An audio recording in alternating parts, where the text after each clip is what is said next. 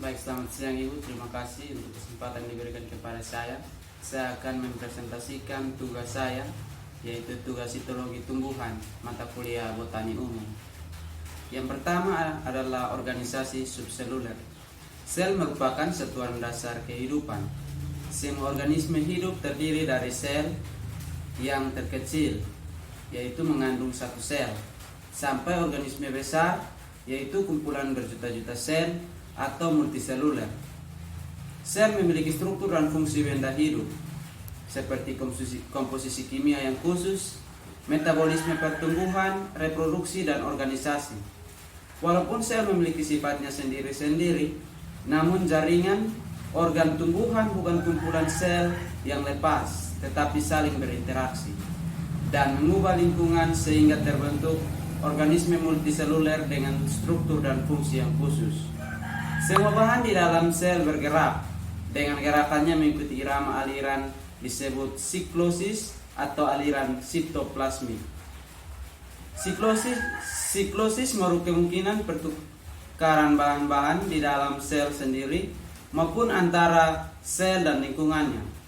Teori sel pertama oleh Matthias Schleiden, ahli botani, dan Theodor Schwann, ahli zoologi.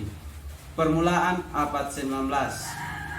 Keistimewaan sel bentuknya beraneka ragam, namun memiliki kesamaan. Sel hidup merupakan suatu unit mandiri yang dapat menghidupi diri sendiri.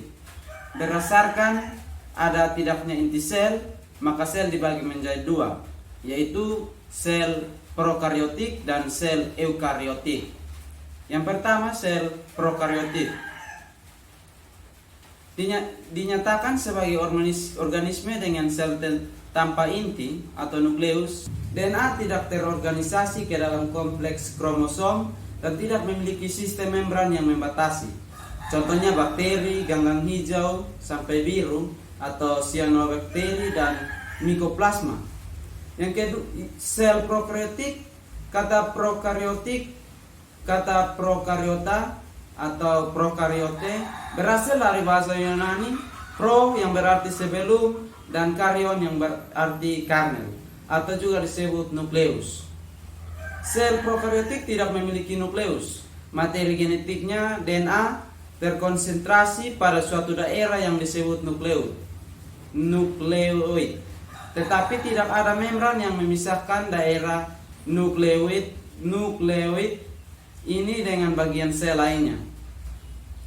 Eukariotik dinyatakan sebagai organisme dengan sel yang memiliki inti yang jelas. Selnya terbagi dalam ruang-ruang dengan fungsi yang berbeda. Masing-masing dibatasi membran. Misalnya DNA bersama protein tersusun dalam kromosom di dalam inti, dan inti dibatasi membran ganda disebut membran inti. Contohnya prostisida, cendawan, tumbuhan. Sel eukariotik, eu berarti sebenarnya dan karyon berarti nukleus. Eukariotik mengandung pengertian memiliki nukleus sesungguhnya yang dibungkus oleh selubung nukleus. Perbedaan sel eukariotik dan prokariotik. Yang pertama, sel eukariotik mempunyai real nukleus karena materi inti dilengkapi oleh membran inti. Sedangkan sel prokariotik tidak mempunyai inti yang sebenarnya. Materi inti tersebar dalam sitoplasma karena tidak mempunyai membran inti. Yang kedua, memiliki DNA yang lebih kompleks, lebih banyak mengandung pasangan basa nukleotida sehingga harus digulung pada protein histon. Ada histonnya. Memiliki sel prokariotik memiliki DNA yang lebih sederhana, lebih sedikit, mengandung pasangan basa nukleotida berbentuk sirkuler. Sel eukariotik yang ketiga memiliki kromosom 1. Sel prokariotik memiliki kromosom tunggal. Sel eukariotik memiliki intron, gen struktur terdiri fragmen-fragmen dan ekson. Sel prokariotik tidak memiliki intron, potongan DNA yang ditranskripsi ke RNA, ditranslasi ke protein. Yang kelima, tidak memiliki operon. Yang sel prokariotik ada operon bersambung erat yang bertinggi terhadap sintesis sekelompok enzim.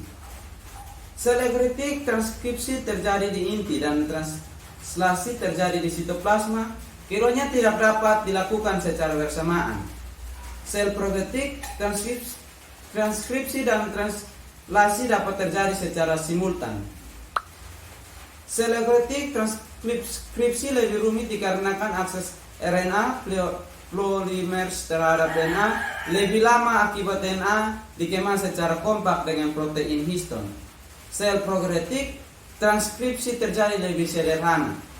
Sel eukaritik regulasi sintesis proteinnya lebih kompleks. Sel prokaryotik regulasi sintesis protein lebih sederhana. Secara anatomis sel dibagi menjadi 3 bagian, yaitu sel plasma atau membran sel atau membran plasma atau plasmalema. Yang kedua sitoplasma dan organ sel. Yang ketiga inti sel atau nukleus. Yang pertama membran sel atau membran plasma. Tiap sel dikelilingi oleh membran tipis yang membuatnya terpisah dan sampai pada tingkat tertentu mampu mencukupi diri sendiri, disebut juga plasmalema. Semua ciri sel hidupnya bergantung pada sifat membran perannya.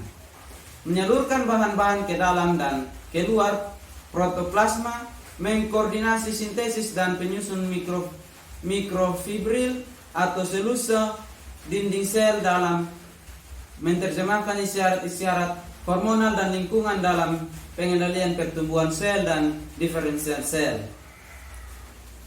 Adanya membran pembatas kemungkinan membedakan sel dari lingkungan sekelilingnya. Dalam membran terdapat sitoplasma yang terdiri dari benda-benda yang berbeda atau organel dan molekul pelarut dan tersebar pada matriks sitoplasma. Selaput plasma atau plasmalema yaitu selaput atau membran sel yang terletak paling luar, yang tersusun dari senyawa kimia lipoprotein atau gabungan dari senyawa lemak atau lipid dan senyawa protein. Lipoprotein ini tersusun atas 3 lapisan yang jika ditinjau dari luar ke dalam urutannya adalah protein, lipid, protein, trilaminar, layer, lemak bersifat hidrofobik, tidak larut dalam air, sedangkan protein bersifat hidrofilik larut dalam air. Oleh karena itu, selaput plasma bersifat selektif permeable atau semi permeable. Teori dari selektif permeable berarti hanya dapat memasukkan atau dilewat molekul tertentu saja. Fungsi dari selaput plasma ini adalah menyelenggarakan transportasi sel dari sel yang satu ke yang lain. Model hipotesis struktur membran pertama ditemukan Dawson dan Danieli pada tahun 1935. Terdiri atas lapisan molekul-molekul, lipid dan protein. Komponen protein dalam membran digambarkan sebagai selaput yang menutupi kedua permukaan dari lapisan molekul fosfolipid. Permukaan protein bagian luar dan dalam tidak sama. Perbedaan ini memungkinkan zat-zat terlarut dengan kecepatan berbeda untuk masuk di antara dua permukaan sel. Berdasarkan perkembangan dan strukturnya dikenal 3 lapisan dinding. Yang pertama, lamela tengah adalah bagian yang melekat kedua sel yang berampingan dan berada di antara dinding primer kedua sel tersebut. Terdiri terutama dari pektin. Enzim pektinase dapat melarutkan lamela tengah sehingga sel terpisah satu sama lain. Prosesnya disebut maserasi. Yang kedua, dinding primer adalah dinding yang dibentuk ketika sel sedang tumbuh. Terdiri terutama dari selulosa disertai hemiselulosa, pektin, serta bersifat aktif, anisotrop atau memengaruhi cahaya. Yang ketiga, dinding sekunder terbentuk di sebelah dalam dinding primer setelah sel selesai tumbuh. Berkerangka selulosa sebagai unsur utama disertai zat non-selulosa tidak berpektin, ditemukan lignin atau zat kayu. Jika terjadi ignifikasi, mula-mula terdapat di lamela tengah, kemudian dinding primer, akhirnya di dinding sekunder. Dinding sel untuk melindungi dan menunjang organisme sehingga dapat mempertahankan bentuknya. Dinding sel primer merupakan organ yang mempunyai kegiatan metabolik yang sangat dipengaruhi faktor lingkungannya dan perubahan dalam protoplasma. Sebagai contoh, dinding sel terlibat dalam aborsi dan transport air dan mineral dalam proses sekresi dan kegiatan enzimatik tertentu. Dinding sel memegang peranan dalam ketahanan terhadap penyakit dengan menghalangi penetrasi parasit. Dinding sel primer dari sel meristematik bersifat plastis dan dapat mulur. Saat sel dewasa dan berdiferensiasi, dinding sel sekunder akan terbentuk di bagian dalam dinding sel primer atau di bagian atas, dan pembesaran sel-selnya berhenti. Sitoplasma dan organel sel. Protoplasma juga disebut sel tanpa dinding atau telanjang. Protoplasma terdiri dari sitoplasma dan sebuah inti. Sitoplasma adalah bagian protoplasma berupa cairan kental atau lebih pekat seperti agar-agar. Sebagian besar, 85-90% sitoplasma terdiri dari air, juga senyawa yang berada dalam larutan sebagai koloid atau terlarut. Sitoplasma terletak di luar nukleus dan di bagian luarnya terletak dinding sel yang dibatasi membran plasma atau plasmalema, termasuk sitoplasma. Benda-benda mikro seperti ribosom, mikrotubul, plastisida, mitokondria, dan sistem membran. Sel tumbuhan memiliki ruang-ruang yang berisi cairan atau vakuola. Vakuola dibatasi sistem membran disebut tonoplas. Di dalam protoplasma terdapat bahan-bahan terlarut, tetapi sebagian besar masanya bersifat koloidal dan memperlihatkan sifat-sifat sistem koloidal. Yang berikut, retikulum endoplasmik. Sitoplasma terdiri dari satu permukaan membran, yaitu retikulum endoplasmik atau RE. Membran ini menyebar ke seluruh sitoplasma dan nampak membentuk saluran-saluran dari bagian luar sel ke berbagai organel. RE di beberapa tempat dalam sel mempunyai bentuk halus, di tempat lain bentuk kasar dan ditutupi butiran-butiran kecil, yaitu ribosom. Dalam sintesis dinding sel, ribosom nampak melepaskan protein khusus yang bergerak ke elemen RE dan kemudian berasosiasi dengan badan Golgi RE. Halus berperan penting terutama dalam sintesis dan penyusun glikolipid. Yang berikut peralatan Golgi adalah kumpulan diktiosom. Dalam mikrograf elektron terlihat sebagai dua struktur yang berbeda, tumpukan 5-15 lempengan kantong membran dan pada ujung-ujungnya membentuk cabang berbentuk gelembung-gelembung bulat dan kecil. Vesikel dapat lepas dari permukaan membran cisternae. Struktur membran yang membentuk cisternae menyerupai membran pada RE dan ujung-ujungnya yang lebih dewasa menyerupai membran plasma.